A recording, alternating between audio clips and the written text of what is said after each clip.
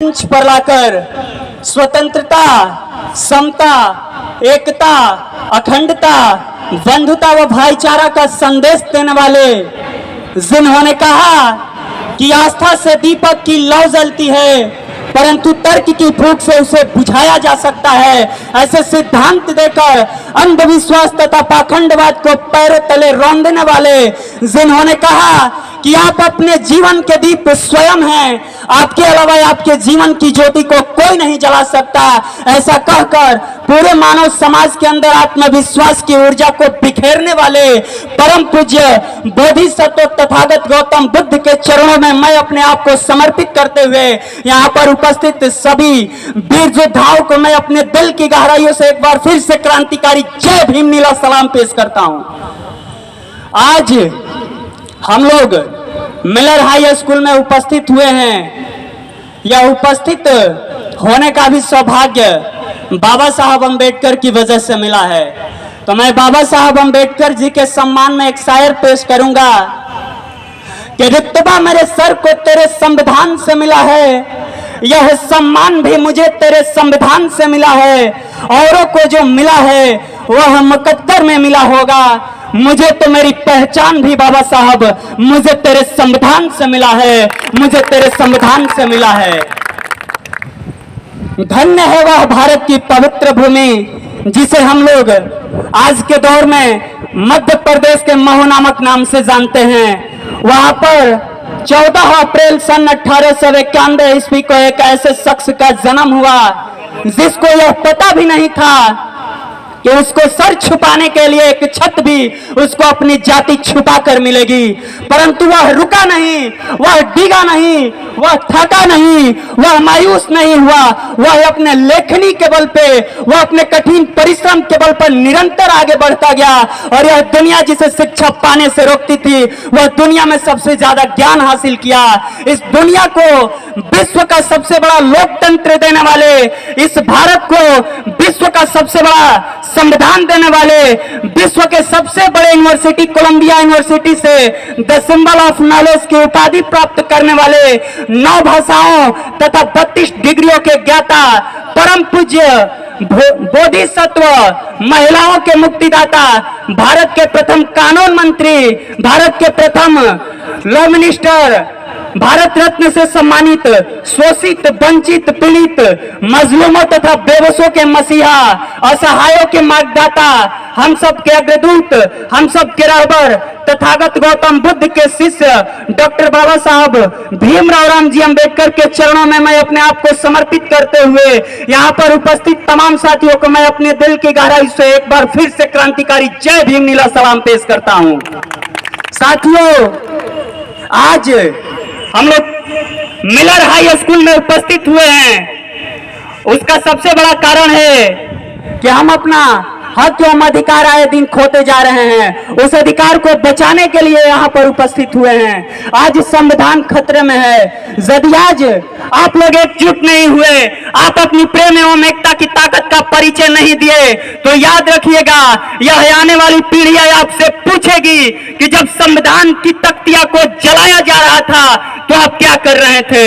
आने वाली पीढ़ी यह आपसे पूछेगी कि जब लोकतंत्र को खत्म किया जा रहा था तो आप क्या कर रहे थे।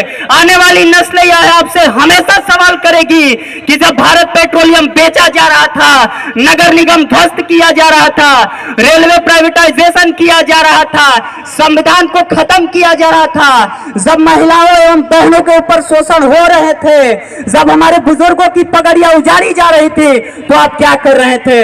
आने वाली पीढ़ियों को आपको जवाब देना होगा।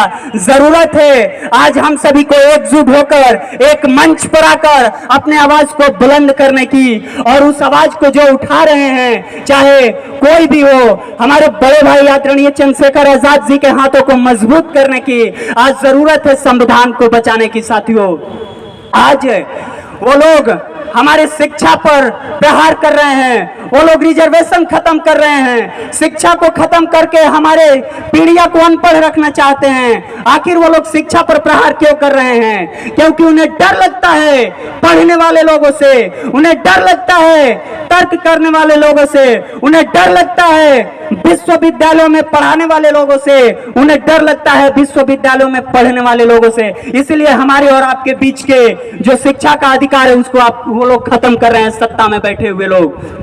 आज हमारे अधिकार जो भी मिले हैं आए दिन खत्म किए जा रहे हैं। आज आरक्षण का लोग विरोध कर रहे हैं, वो लोग बोल रहे हैं कि संविधान को खत्म करके हम अपना कानून लागू कर देंगे। मैं उन संविधान विरोधियों से बस इतना ही कहना चाहूंगा कि हो सकता है कि संविधान तुम्हारे लिए एक साधारण किताब का पन्ना होगा, लेकिन संविधान हमें हमारे महापुरुषों के द्वारा दी गई वह एक विरासत है, और उस विरासत को बचाने के लिए हम अपने आखिरी सांस तक को कुर्बान करने के लिए तैयार हैं। उस विरासत को बचाने के लिए हम किसी भी हद तक जाने के लिए तैयार हैं। उन्हें भ्रम है कि हम संविधान को बदलकर अपना कानून लागू कर देंगे। उन संविधान विरोधियों से मैं बस इतना ही कहना चाहूंगा कि तुम्हारी अमन छीन लेंगे, हम तुम्हारी चमन छीन लेंगे, और संविधान को तुम बदलने की बात करते हो। अरे संविधान की तरफ आंख उठाकर भी देखे तो मैं कसम से कहता हूं कि तुम्हारी अर्थी से तुम्हारा कफन छीन लेंगे, तुम्हारा अर्थी से तुम्हारा कफन छीन लेंगे। आज वो लोग संविधान विरोधियों जो हैं संविधान का इसलिए विरोध कर रहे हैं कि जब से संविधान लागू हुआ है शोषित, वंचित, दबे कुचले वर्गों का स्थान उनके बराबर खड़ा होने का हो गया है, इसलिए वो लोग संविधान का विरोध कर रहे हैं। आज संविधान का विरोध वो इसलिए कर रहे हैं क्योंकि वो हमेशा देखना चाहते हैं कि आपकी पीढ़ियां जैसे गुलामी की थी वो आप उनकी गुलामी कीजिए। आज जरूरत है हम सबको एक होने की। मैं उन संविधान विरोधियों से बस इतना ही कहना चाहूंगा कि दरियावत तेरी खैर नहीं, बंदों ने बगावत कर ली है, नादान ना समझ बुज़दिल इनको, लहरों ने बगावत कर ली है कि हम परवाने हैं मौत समा, कि हम परवाने हैं मौत समा, मरने का हमें खौफ कहां। अरे ऐ तलवार तुझे झुकना होगा, क्योंकि गर्दनों ने बगावत कर ली है, गर्दनों ने बगावत कर ली है। साथियों, आप लोग चुप जाते हैं, इसका सबसे बड़ा कारण है कि आप अपना इतिहास नहीं जानते हैं।